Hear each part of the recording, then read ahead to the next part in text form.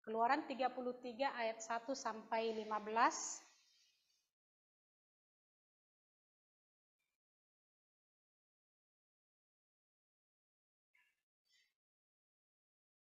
Kita akan baca secara bergantian. Saya akan mulai dari ayat pertama, kemudian disahut oleh jemaat semua dengan ayat yang kedua. Berfirmanlah Tuhan kepada Musa, "Pergilah, berjalanlah dari sini, engkau dan bangsa itu yang telah kau pimpin keluar dari tanah Mesir, ke negeri yang telah kujanjikan dengan sumpah kepada Abraham, Ishak dan Yakub demikian. Kepada keturunanmu lah akan kuberikan negeri itu."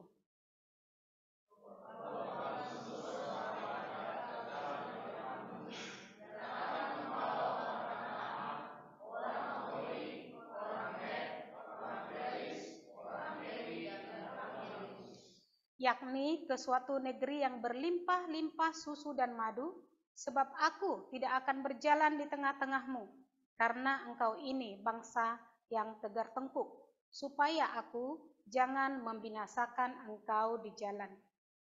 Ketika bangsa itu mendengar ancaman yang mengerikan ini, berlakulah mereka, dan seorang pun tidak ada yang memakai perhiasannya. Berfirmanlah Tuhan kepada Musa, "Katakanlah kepada orang Israel, kamu ini bangsa yang tegar tengkuk. Jika aku berjalan di tengah-tengahmu sesaat pun, tentulah aku akan membinasakan kamu. Oleh sebab itu, tanggalkanlah perhiasanmu, maka aku akan melihat apa yang akan kulakukan kepadamu." Demikianlah orang Israel tidak memakai perhiasan lagi sejak dari gunung Horeb. Sesudah itu Musa mengambil kemah dan membentangkannya di luar perkemahan, jauh dari perkemahan, dan menamainya kemah pertemuan. Setiap orang yang mencari Tuhan, keluarlah ia pergi ke kemah pertemuan yang di luar perkemahan. Apabila Musa keluar pergi ke kemah itu, bangunlah seluruh bangsa itu, dan berdirilah mereka masing-masing di pintu kemahnya, dan mereka mengikuti Musa dan teman-temannya sampai ia masuk ke dalam kemah. Apabila Musa masuk ke dalam kemah itu, turunlah tiang awan dan berhenti di pintu kemah, dan berbicaralah Tuhan dengan Musa di sana. Setelah seluruh bangsa itu melihat bahwa tiang awan berhenti di pintu kemah, maka mereka bangun dan sujud menyembah masing-masing di pintu kemahnya. Dan Tuhan berbicara kepada Musa dengan berhadapan muka, seperti seorang berbicara kepada temannya. Kemudian kembalilah ia ke perkemahan. Tetapi abdinya Yosua bin Nun, seorang yang masih muda, tidaklah meninggalkan kemah itu. Lalu berkatalah Musa kepada Tuhan, "Memang engkau berfirman kepadaku, suruhlah bangsa ini berangkat, tetapi engkau tidak memberitahukan kepadaku siapa yang akan kau utus bersama-sama dengan aku. Namun demikian engkau berfirman, aku mengenal namamu, dan juga engkau mendapat kasih karunia di hadapan." Maka sekarang, jika aku kiranya mendapat kasih karunia di hadapanmu, beritahukanlah kiranya jalanmu kepadaku, sehingga aku mengenal engkau, supaya aku tetap mendapat kasih karunia di hadapanmu. Ingatlah bahwa bangsa ini umatmu. Aku sendiri telah membimbing engkau dan memberikan keterangan kepadamu. Ayat 15 bersama-sama. Berkatalah Musa kepadanya, "Jika engkau sendiri tidak membimbing kami, janganlah suruh kami berangkat dari sini." Mari kita berdoa. Bapa di surga, Allah yang hidup dan Allah yang mengasihi kami bersyukur kepadamu ya Tuhan, karena Engkau senantiasa bermurah hati kepada kami, baik ketika kami berdosa di hadapan Tuhan, maupun ketika kami menjadi orang yang menaati perintah Tuhan. Kami bersyukur untuk kemurahan hati Tuhan, sehingga saat ini kami bisa datang di hadapan Tuhan, terus berusaha bisa berjalan di jalan Tuhan sesuai dengan kehendak Tuhan.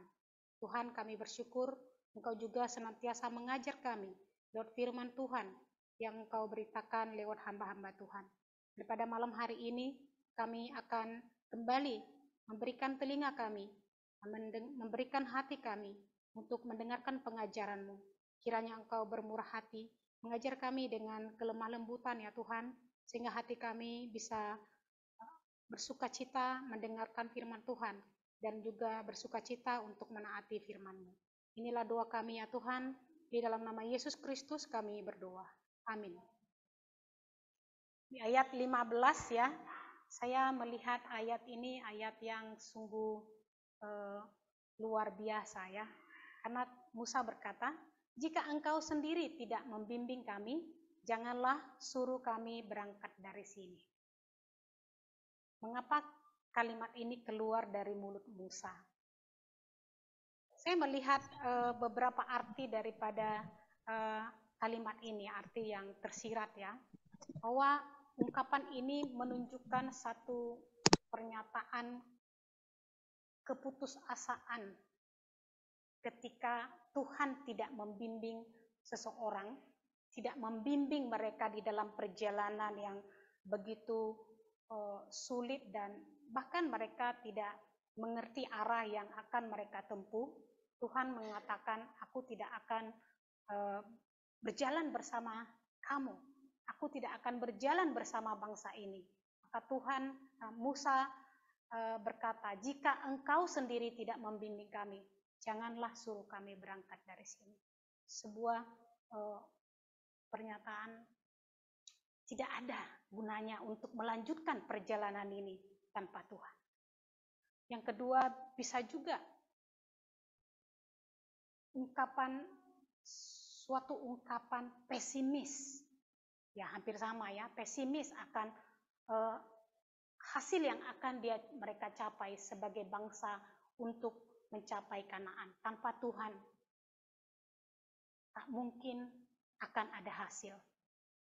Yang ketiga, bisa juga itu sebagai suatu ungkapan permohonan yang amat sangat supaya Tuhan menjadi lebih bersabar dan bermurah hati melihat keputusasaan ini, lalu dia memohon dengan sangat dan merendahkan diri supaya Tuhan kembali mencabut keputusannya untuk tidak berjalan bersama Allah dan bersedia kembali untuk tidak berjalan bersama Israel dan bersedia kembali untuk berjalan bersama bangsa Israel. Suatu kesungguh-sungguhan hati yang menyatakan bahwa tanpa Allah, tanpa Tuhan di dalam perjalanan hidup saya tidak akan bisa mencapai tujuan hidup yang sesungguhnya.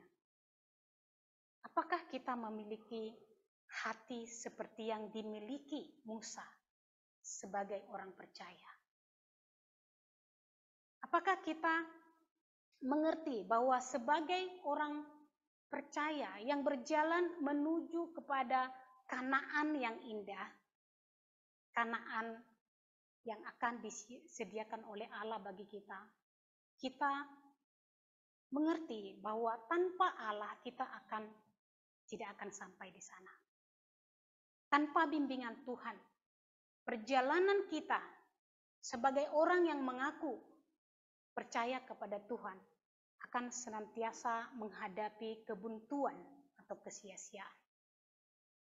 Bahwa kita ada hati untuk memohon kepada Tuhan agar selalu beserta dengan kita di dalam perjalanan kita. Sehingga perjalanan kita sebagai orang percaya, orang Kristen, menjadi perjalanan yang berhasil dan membahagiakan. Tanpa bimbingan Tuhan, sejauh apapun kita berjalan, hasilnya akan menjadi kesia-siaan. Sebenarnya tidak ada bedanya untuk berhenti saja atau tetap melanjutkan perjalanan itu. Tanpa Tuhan di dalam perjalanan hidup kita, maka kita hanya berputar-putar di dalam kesia-siaan dunia ini. Perbedaannya adalah hanya mengulur waktu, mencoba banyak hal di dalam hidup kita, melihat banyak hal di dalam dunia ini, tetapi pada akhirnya kita akan tiba kepada suatu hasil kosong. Maukah kita sebagai orang percaya yang telah ditebus oleh Tuhan. Tetapi kita berjalan dengan satu harapan bahwa nanti di sana kita akan mendapatkan sesuatu yang kosong. Adalah hati yang tidak berpikir jauh jika kita hidup sebagai orang percaya dengan cara demikian. Tanpa Tuhan, tanpa melibatkan Tuhan di dalam kehidupan kita, semuanya adalah hasil yang kosong. Di ayat 3 dikatakan ya, aku tidak akan berjalan di tengah-tengahmu, kata Allah. Dan Allah berkata bahwa mereka hanya akan disertai oleh malaikat Tuhan. Sungguh ini suatu yang berbeda. Sama seperti kalau kita berjalan ya, dalam melakukan sesuatu, ada kegiatan misalnya, terus pimpinan kita tidak ada bersama dengan kita. Dan kemudian diwakilkan dengan orang tertentu, maka kita merasa itu beda. Semangatnya akan berbeda. Kita merasa acara itu akan menjadi sesuatu yang kurang menyenangkan atau kurang pokoknya ada sesuatu yang berbeda tanpa pimpinan yang seharusnya bersama dengan kita kemudian diwakilkan dengan orang yang bukan merupakan pimpinan kita. Tuhan mengatakan, aku tidak akan berjalan di tengah-tengahmu. Tetapi Tuhan masih memberikan malaikat untuk menyertai mereka. Mengapa? Tuhan mengambil satu keputusan. Allah tidak akan berjalan di tengah-tengah Israel yang telah keluar dari Mesir dan mereka berada dalam perjalanan yang sungguh memang berbahaya karena bangsa-bangsa lain, karena padang gurun yang begitu keras, tapi Tuhan berkata, aku tidak akan berjalan bersama kamu, tidak akan menyertai, tidak akan berada di tengah-tengah kamu. Di ayat yang ketiga, karena mereka berdosa. Kita lihat di ayat yang ketiga ya, karena mereka berdosa. Karena engkau ini bangsa yang tegar tengkuk. Tengkuk ya, tegar ya. Tegak itu agak tidak bisa digerakkan kemana-mana dengan rileks. Jadi kalau saya seorang yang tegar tengkuk, kalau saya mau ke sini, saya mau ke sini aja. Suruh ke sana pun saya tak mau. Demikianlah posisi hati bangsa Israel. Tuhan ingin mereka senantiasa melihat Allah, tetapi mereka ingin melihat sesuatu, mereka melihat itu. Nanti kita lihat apa yang mereka lakukan, yaitu membuat anak lembu emas. Lihat 1 ya, di pasal sebelumnya ayat 1, mengapa mereka membuat anak lembu emas. Dikatakan, mari buatlah untuk kami Allah yang akan berjalan di depan kami. Sebab Musa ini, orang yang telah keluar memimpin kami, keluar dari tanah Mesir, kami tidak tahu apa yang telah terjadi dengan dia. Jadi Israel meminta anak lembu emas itu untuk mereka jadikan sebagai Allah mereka, dan Allah mereka ini mereka harapkan akan berjalan bersama dengan mereka. Artinya di dalam hati orang Israel, mereka memerlukan sebuah sosok yang akan melindungi mereka, menyertai mereka, membimbing mereka dalam perjalanan. Sehingga mereka meminta anak lembu emas. Kenapa mereka meminta? Mereka meragukan Musa yang tidak turun-turun dari gunung. Mereka mungkin merasa, apakah Musa masih selamat? Apakah Musa telah mendapatkan bahaya dan Musa meninggal di perjalanan? Atau apakah Musa sendiri berkhianat kepada bangsa ini? Kemungkinan akan ada pemikiran-pemikiran seperti itu di hati orang Israel. Dengan pemikiran seperti ini, sebenarnya mereka meragukan Allah. Karena mereka tahu bahwa Musa pergi naik ke gunung untuk menghadap Allah. Mereka meragukan bahwa Allah sanggup memelihara Musa dengan ke naik gunung dan turun gunung. Mereka meragukan bahwa selama apapun perjalanan itu dan sesusah apapun perjalanan Musa untuk naik gunung, kita tahu bahwa gunung itu mungkin tidak bertangga, jadi itu bukan gunung yang dirancang sebagai sebuah gunung untuk berwisata, sudah ada tangga atau apa, tapi itu gunung mungkin yang masih belum terjamah manusia dan dia harus naik ke situ. Tentu bangsa Israel memiliki pemikiran-pemikiran yang meresahkan hati mereka bahwa Musa sudah tidak akan kembali dengan selamat. Bahwa Allah tidak sanggup memelihara Musa dalam perjalanan naik dan turun gunung itu. Dan dengan demikian Allah juga tidak akan berjalan bersama mereka sampai ke tanah Kanaan seperti janjinya. Sehingga mereka mencari Allah baru untuk berjalan bersama mereka. Dan Allah yang mereka buat adalah anak lembu emas. Mereka mencari alternatif lain dalam perlindungan bagi kehidupan mereka. Mereka mencari alternatif lain dalam pertolongan bagi hidup mereka. Apakah kita juga sebagai orang Kristen sering sekali meragukan Allah, bahwa Allah akan senantiasa setia berjalan bersama kita, menuntun kita, membimbing kita, mengajari kita, membantu kita, sampai kita kelak sampai ke tujuan kita sesungguhnya? Ini perkataan mudah untuk kita katakan, Allah, aku ingin berjalan bersama Allah. Allah beserta dengan saya. Kalimat-kalimat yang mudah dikatakan. Aku ingin mengikut Tuhan. Banyak sekali lagu yang bisa kita katakan. Tapi di dalam perjalanan hidup kita, kita menemui banyak hal yang membuat kita bisa meragukan Allah. Selain daripada meragukan Allah, bisa mengkhianati kesetiaan kita kepada Allah.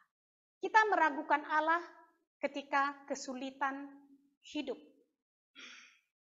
datang di dalam kehidupan kita. Lalu kita mencari Allah lain.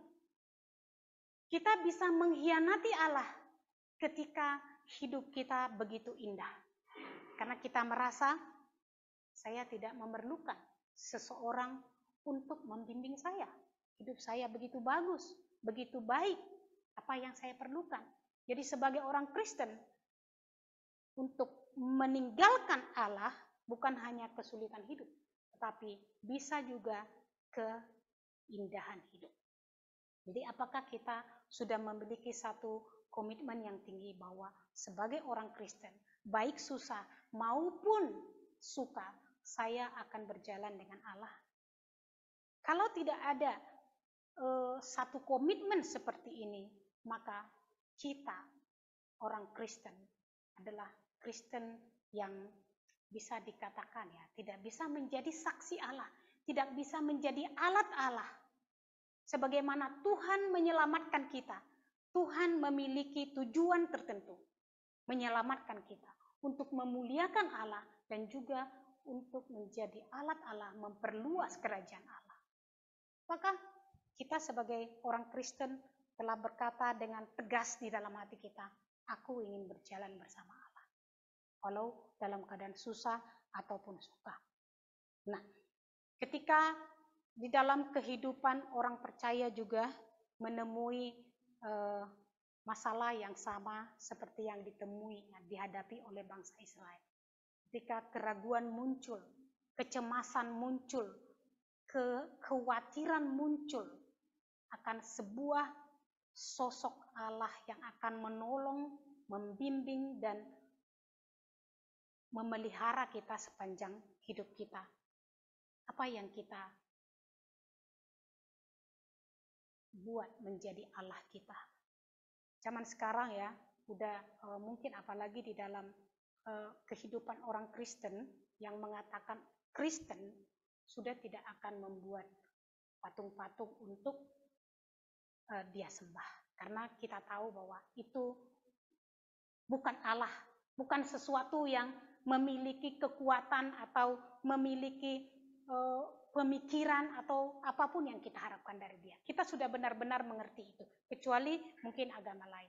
Tetapi yang telah mengaku menjadi Kristen, saya yakin tidak akan sangat jarang membuat Allah dalam wujud patung. Tetapi apa yang kita buat menjadi Allah kita ketika kita meragukan Allah atau ketika kita mengkhianati Allah. Yang kita lihat di zaman modern saat ini, di zaman serba semua ingin kita nikmati, yang kita buat menjadi Allah kita adalah materi dan kuasa. Saya sebagai orang Kristen sering sekali juga berpikir ya, atau bahkan tergoda untuk mengkhianati kesaksian saya sebagai orang Kristen. Ketika melihat orang lain yang tidak sungguh-sungguh percaya kepada Tuhan, begitu bisa menikmati dunia, bisa bersenang-senang, bisa berkelimpahan, saya berpikir, mengapa saya harus begitu setia kepada Tuhan? Ada saat-saat tertentu seperti itu. Karena kita punya mata, kita melihat di kiri dan kanan kita kehidupan yang lain, kehidupan di luar Kristen. Yang orang dunia ini sebut sebagai kehidupan yang lebih baik. Tapi kita sebagai orang Kristen, kita tidak mendapatkan itu. Maka kita mulai mencari Allah kita. Seperti mereka mencari Allah mereka. Kita mengikuti mereka. Seperti Israel, dari mana mereka bisa mengetahui bahwa patung-patung itu bisa menjadi Allah? Karena pengaruh dari kehidupan mereka di Mesir. Mereka telah melihat bahwa Mesir juga memiliki dewa-dewa mereka. Dari situ. Jadi, bagaimana kita meninggalkan Allah kita dan menggantikannya dengan apa yang kita rasa bisa sebagai Allah, bisa sebagai penolong bagi kita dalam hidup kita, bisa sebagai jalan keluar, pemberi jalan keluar dalam hidup kita. Coba kita bayangkan ya, sering sekali ketika saya melayani Tuhan di gereja kita ya, dalam hal bagaimana mengajak seluruh jemaat untuk bisa mengutamakan Tuhan di dalam hidupnya. Banyak alasan yang diberikan, sangat masuk akal. Dalam satu minggu ada 7 hari, dalam satu hari ada 24 jam. Kebanyakan di antara kita menggunakannya hanya untuk mengejar materi yang menyenangkan. Jarang sekali kita menyisakannya untuk Tuhan. Jarang sekali kita membuat porsi waktu untuk Tuhan. Adakah di antara kita telah membuat satu porsi waktu untuk Tuhan dan tidak akan bisa diganggu gugat? Atau apakah kita sudah membuat porsi waktu kita untuk mencari Tuhan, tetapi ketika ada hal-hal tertentu yang harus kita lakukan selain daripada urusan Tuhan, ini bisa tergeser dan digantikan? Apakah kehidupan orang Kristen yang demikian yang diinginkan oleh Tuhan? Sering sekali bahwa kegiatan-kegiatan yang tiba-tiba muncul, kita bisa atur sedemikian rupa hingga kita bisa melakukannya. Tetapi untuk Tuhan kita selalu berkata, tunggu, Tuhan mengerti. Ya, Tuhan mengerti, aku tidak bisa memberikan waktuku kepada Tuhan. Mengapa kita seperti itu? Karena kita meragukan Allah. Kita memang tidak mengatakan kita meragukan Allah, tetapi kita lebih mempercayai hal yang lain daripada Allah, itu berarti kita meragukan Allah. Kita merasa bahwa materi lebih nyata dalam pertolongannya. Kita merasa bahwa kuasa yang kita miliki lebih nyata dalam jalan keluar yang akan diberikan kepada kita. Kita lebih nyaman jika kita memiliki materi, jika kita memiliki kuasa, kita lebih nyaman menjalani hidup kita. Walaupun tanpa Allah. Bagaimana kita bisa berkata, aku ingin berjalan bersama Allah. Jadi sebelum kita mengambil satu keputusan untuk berjalan bersama Allah, inilah yang harus kita mengerti. Bahwa berjalan bersama Allah itu banyak hal yang harus kita perhatikan. Bagaimana kita harus memprioritaskan Allah di dalam hidup kita. Tanpa kita sadari bahwa tanpa Tuhan, hidup kita sebenarnya tidak berarti, maksudnya tidak akan mendapat hasil yang sesungguhnya sebagai orang percaya. Sebagai manusia sebenarnya, walaupun manusia yang di luar sana yang tidak percaya, mereka hanya berjalan berkeliling dan berputar-putar di bumi ini. Suatu saat nanti setiap orang akan mencari-cari hasil apa yang mereka dapatkan dalam kehidupan mereka selama beberapa puluh tahun. Jadi mari kita berjalan bersama Allah, memprioritaskan Tuhan di dalam kehidupan kita. Karena Tuhan adalah pengendali atas seluruh alam semesta ini, termasuk mengendalikan apapun yang kita miliki. Nah, jika kita mempercayakan hidup kita kepada materi dan kuasa ini, maka ini adalah sesuatu yang menyakitkan hati Tuhan. Bisa juga disebut sikap yang tegar tengkuk, sikap yang berdosa. Allah yang kita sembah adalah Allah yang cemburu. Tuhan akan berkata, aku tidak akan berjalan bersama mereka karena dia cemburu. Kita memiliki hal yang lain yang lebih tinggi posisinya daripada Allah. Kekudusan Allah akan membuat dia menjauhkan dirinya dari manusia. Allah yang kudus. Tapi selain kudus, Allah juga Maha Kasih. Itulah yang membuat kita sampai saat ini bisa bertahan hidup sebagai orang berdosa yang diselamatkan. Allah Maha Kasih. Jadi selain daripada karena orang Israel berdosa sehingga Allah tidak mau berjalan bersama mereka, dia juga tidak mau berjalan di tengah-tengah mereka supaya Allah jangan membinasakan mereka di jalan. Ya, di ayat 3, masih tetap di ayat 3, supaya aku jangan membinasakan engkau di jalan. Ketika Allah yang kudus ada di tengah-tengah manusia berdosa, maka manusia akan mati. Jadi Allah ingin memberi waktu bagi orang Israel untuk bertobat. Inilah kasih Allah.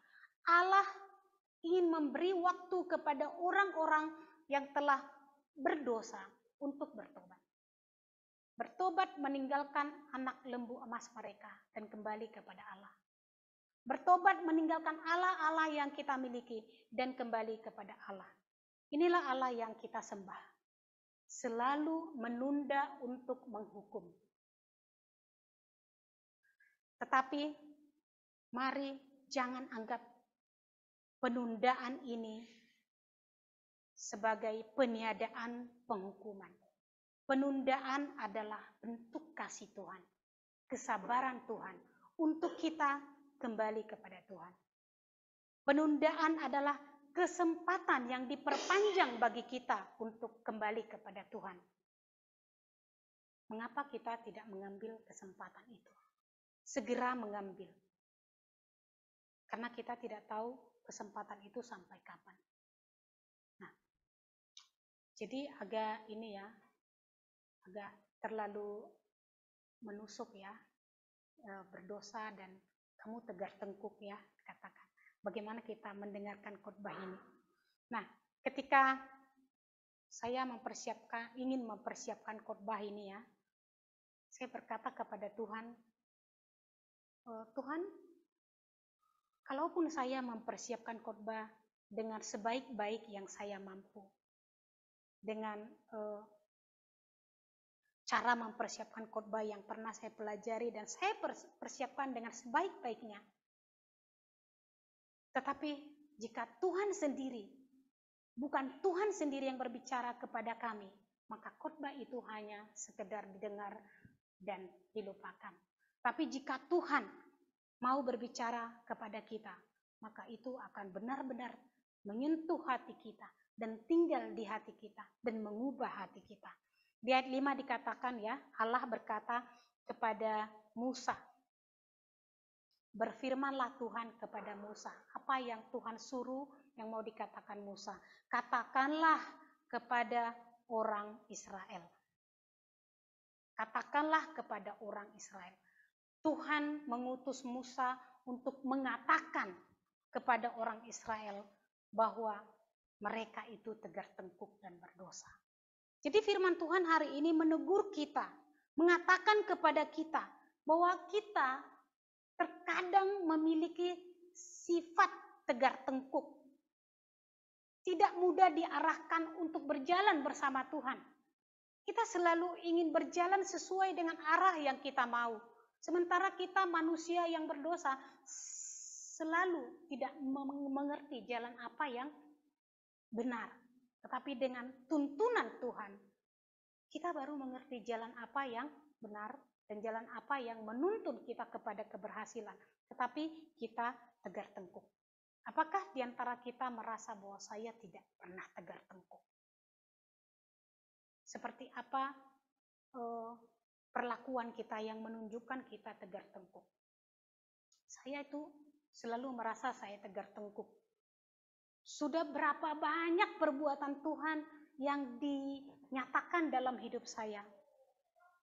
Pertolongan Tuhan, tuntunan Tuhan, teguran Tuhan. Tetapi itu sering sekali bertahan hanya dalam waktu singkat. Dengan cepat saya melupakan Tuhan. Dengan cepat saya kembali khawatir. Dengan cepat saya kembali bergantung kepada kekuatan saya. Tanpa kekuatan saya, tanpa usaha yang sungguh luar biasa dari saya, maka saya tidak akan bisa menjalani hidup saya. Sering sekali mengesampingkan Tuhan. Itu satu tanda bahwa saya tegar tengkuk. Jadi, teguran ini harus kita terima jika kita ingin hidup berjalan dengan Allah. Dalam hari ini memang kita mau disuruh berjalan dengan Allah. Mengambil keputusan untuk berjalan dengan Allah. Jadi ketika kita mendapat teguran dari Allah, mari kita merendahkan hati. Seperti yang dilakukan oleh bangsa Israel di ayat yang keempat. Ketika bangsa itu mendengar ancaman yang mengerikan ini, berkabunglah mereka. Dan seorang pun tidak ada yang memakai perhiasannya. Berkabunglah mereka dan seorang pun tidak ada yang memakai perhiasannya. Ada hubungan apa dengan memakai perhiasan? Apakah memakai perhiasan itu adalah dosa? Tidak ya. Jadi mereka berkabung, mereka berduka cita, mereka bersedih. Dan mereka tidak memakai lagi perhiasan. Karena dari perhiasan itulah mereka memiliki ide untuk membuat Allah, anak domba Allah. Jadi sebagai tanda atau wujud bahwa mereka benar-benar menyesali perbuatan mereka yang telah membuat anak lembu dari perhiasan-perhiasan yang mereka miliki, maka mereka tidak memakai perhiasan itu lagi. Mungkin kalau dalam kehidupan sehari-hari kita akan berkata, gara-gara ini aku menjadi berdosa di hadapan Allah, maka aku tidak akan menggunakannya. Sebagai tanda aku merendahkan hati. Ketika Tuhan menegur, aku merendahkan hati di hadapan Tuhan. Jadi, dosa kita telah membuat kita berjalan sendirian dalam hidup ini. Biar bagaimanapun, kalau kita masih senang menikmati dosa, masih suka berdosa, maka Tuhan tidak akan berjalan bersama kita. Walaupun kita berkata, aku ingin ikut Tuhan, aku ingin berjalan bersama Tuhan. Tuhan berkata, aku tidak akan berjalan bersama kamu karena tegar tengkuk, karena dosa. Jadi untuk berjalan bersama Tuhan, mari kita relakan hidup kita, bawa hidup kita untuk berjalan sesuai dengan kehendak Tuhan, menjauhkan dosa. Mari kita berkabung ketika kita mengingat dosa apa yang kita lakukan. Matius 5 ayat 4 berkata, berbahagialah orang yang berduka cita, karena mereka akan dihibur. Ketika kita berduka cita akan dosa kita, maka Tuhan akan hadir untuk menghibur kita. Menghibur kita sebagai anak-anak yang dikasihi. Anak-anak yang disayangi. Seperti orang Israel mengambil keputusan untuk tidak memakai perhiasan mereka. yang mereka pakai menjadi alat bantu untuk membuat Allah lain bagi mereka. Mari kita singkirkan hal-hal apa yang mengganjal kita, menjauhkan kita dari Tuhan. Seperti semisal kesukaan akan rasa hormat, kesukaan akan kemewahan, kesukaan akan kenyamanan, kekhawatiran kita akan kelanjutan hidup kita, kekhawatiran kita akan kelanjutan keluarga kita seperti apa, dan segala macam hal-hal positif dan hal-hal negatif yang kita anggap di dalam hidup kita bisa membuat kita menjauh dari Allah. Maka kita harus menanggalkannya dari hidup kita. Satu hal terpenting dalam hidup ini adalah Allah berjalan bersama kita hingga mencapai surga, tujuan akhir, mencapai kebahagiaan. Yang sesungguhnya kebahagiaan inilah yang dicari oleh manusia dengan segala upaya mereka. Atau hidup yang dimuliakan, hidup yang dihormati, hidup yang nyaman. Sesungguhnya kita telah dipersiapkan oleh Allah akan hal-hal yang seperti itu. Yang lebih bernilai, kemuliaan yang lebih bernilai dari kemuliaan yang ada di dunia ini. Kehormatan yang lebih tinggi daripada kehormatan yang ada di dunia ini. Suatu saat kelak kita akan menerimanya. Tetapi perjalanan kita sebagai orang percaya harus kita jalani hidup bersama Allah dan tunduk kepada Allah. Maukah kita berjalan bersama Allah dengan ketentuan seperti ini? Jika kita mau, apa yang harus kita lakukan? Ayat 7 dan 10 dikatakan di sana. Sesudah itu Musa mengambil kemah dan membentangkannya di luar perkemahan, jauh dari perkemahan, dan menamainya kemah pertemuan. Setiap orang yang mencari Tuhan, keluarlah ia pergi ke kemah pertemuan yang di luar perkemahan itu. Setiap orang yang mencari Tuhan, mereka keluar dari kemah mereka dan pergi ke kemah pertemuan itu. Kita harus mencari Tuhan. Ada aksi dari diri kita sendiri untuk mencari Tuhan. Jangan biarkan atau jangan merasa Tuhan yang harus selalu mencari saya. Tuhan yang selalu mengerti saya. Tuhan yang selalu bersabar kepada saya.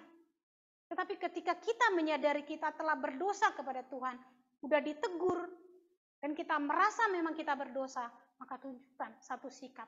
Aku ingin mencari Tuhan. Setiap orang yang mencari Tuhan, keluarlah ia pergi ke kemah pertemuan. Dalam kehidupan kita ya, sebagai orang percaya, saya kalau bertemu dengan orang-orang di hari Minggu ya, misal ada teman saya lah, tetangga satu marga dengan Pasu. Dia usaha galon, jadi galon isi ulang. Hari Minggu dia putar terus. Saya tanya, kenapa nggak ke gereja? Tuhan ngerti.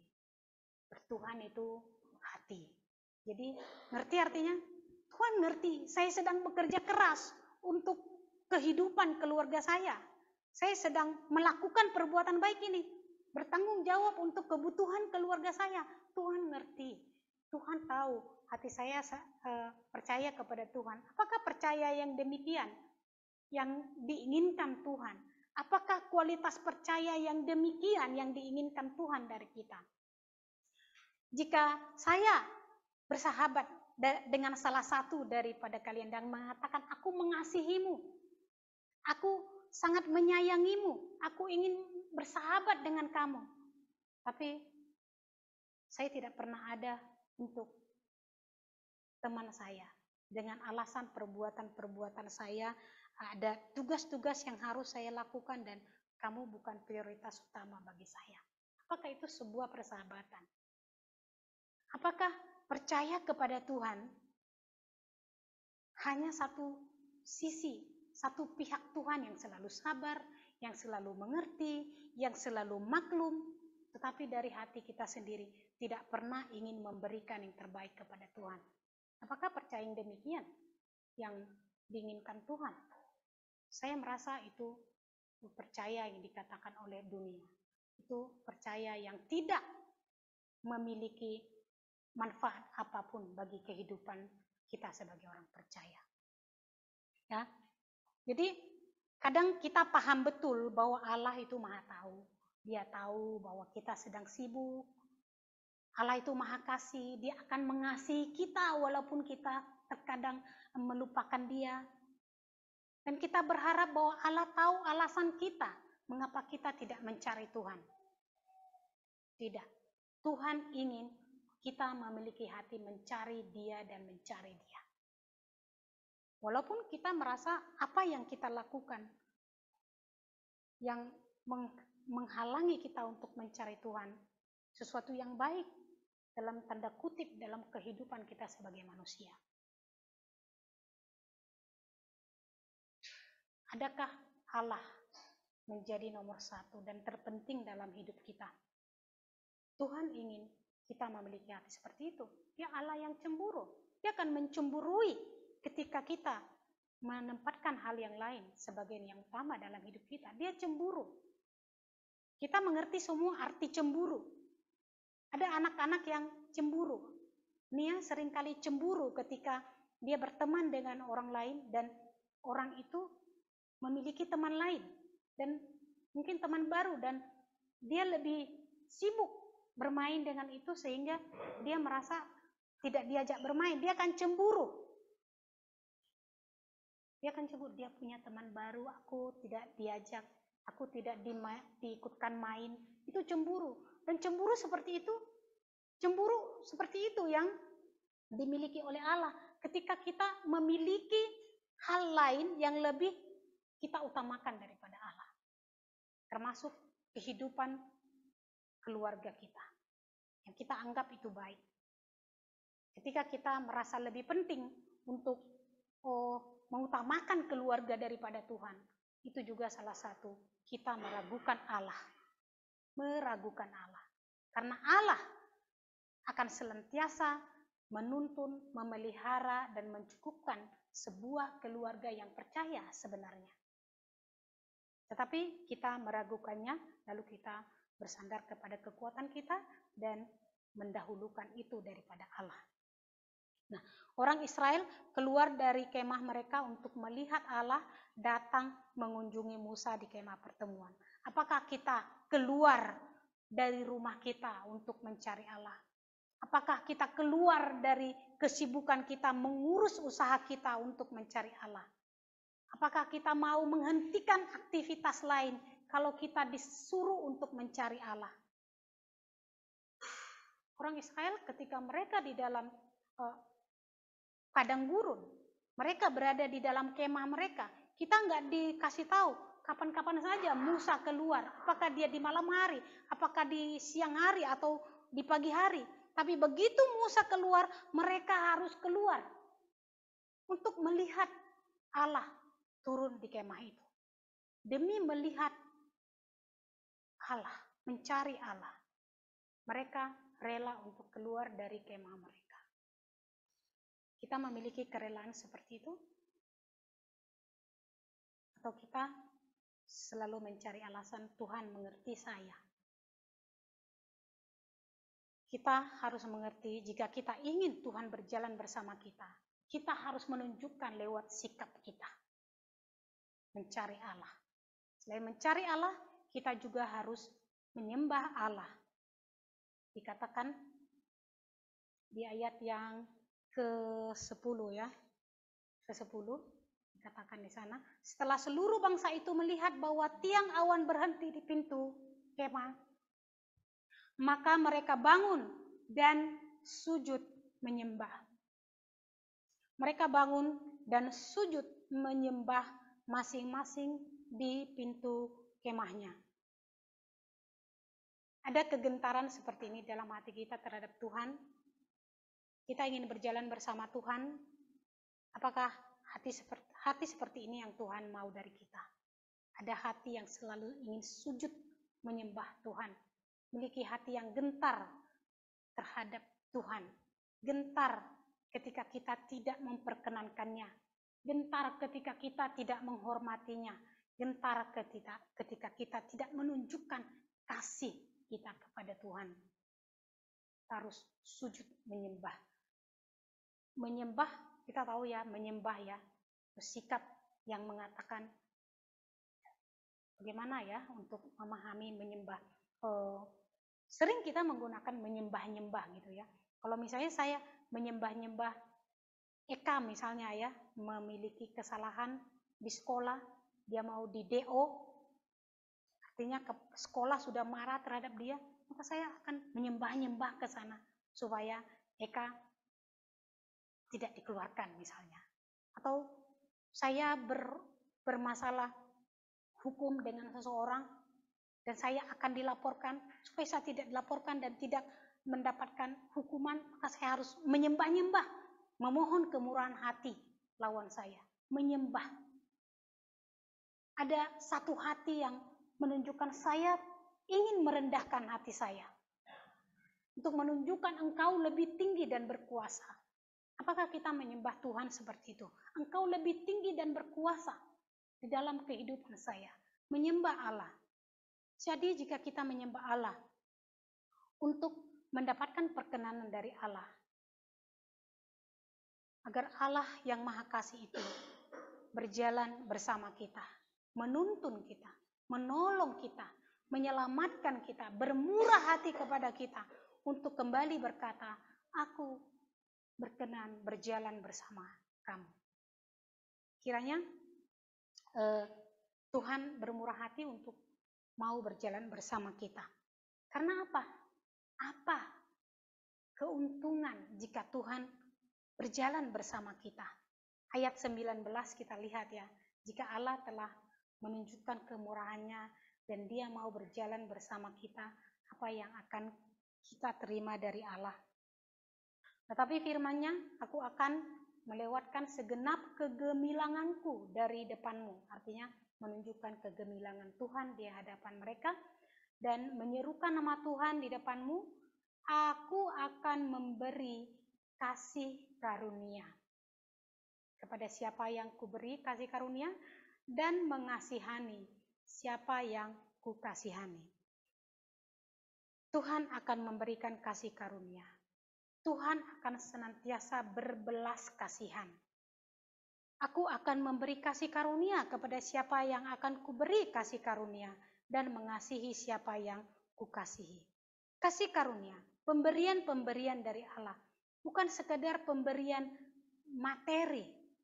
Kalau selama ini apa yang kita khawatirkan, makanan, pakaian, dan rumah, Tuhan akan mengaruniakannya.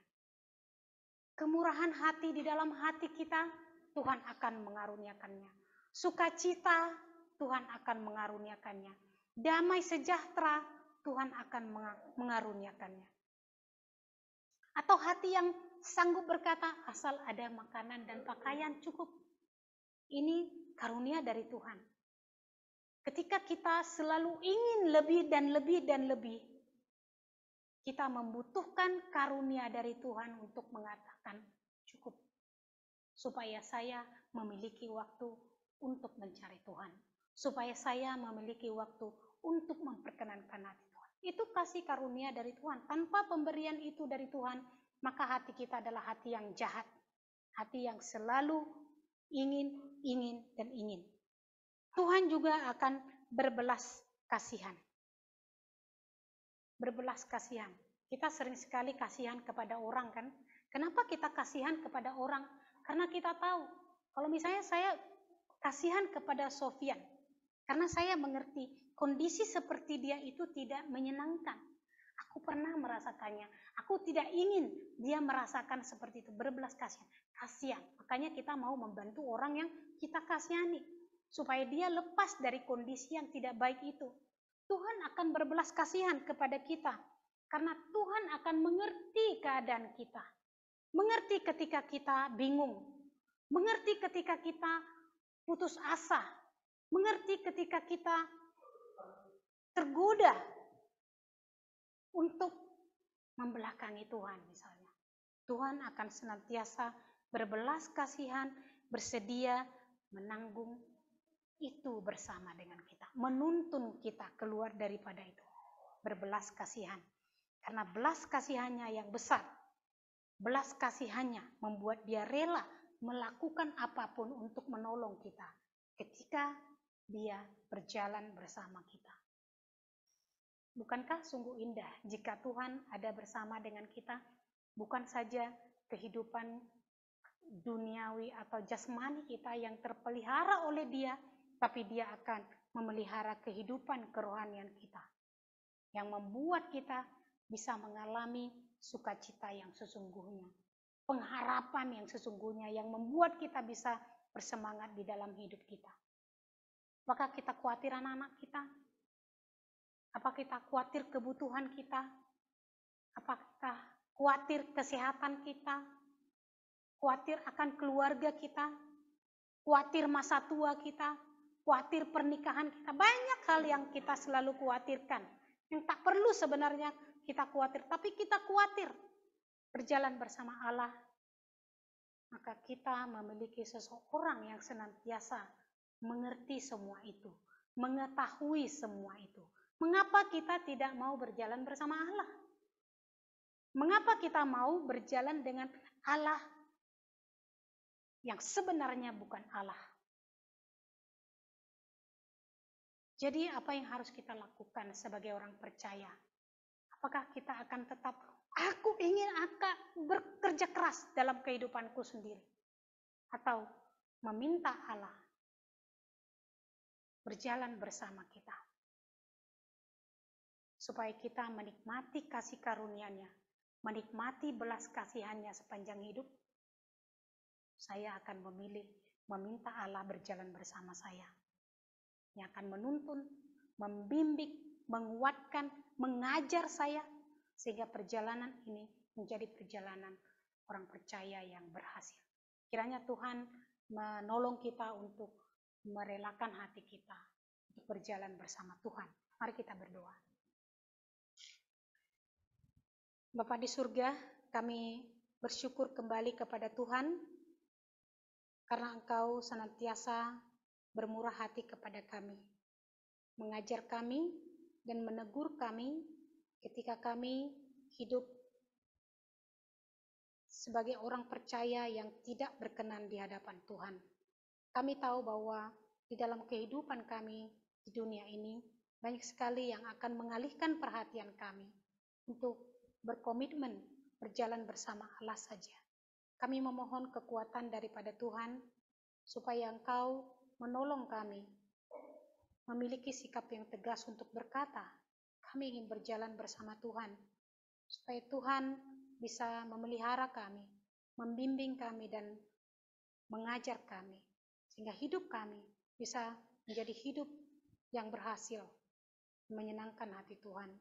Tuhan, berkatilah kami semua pada malam hari ini. Ajar kami untuk setia kepadamu. Di dalam nama Yesus Kristus kami berdoa. Amin.